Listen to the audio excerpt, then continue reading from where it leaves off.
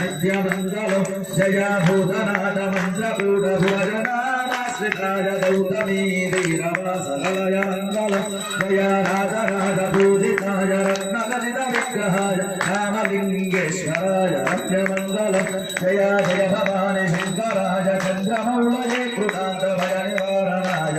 पाहि मङ्गलं हर भयनिवारणाय पाहि मङ्गलं शिवा भयनिवारणाय पाहि मङ्गलं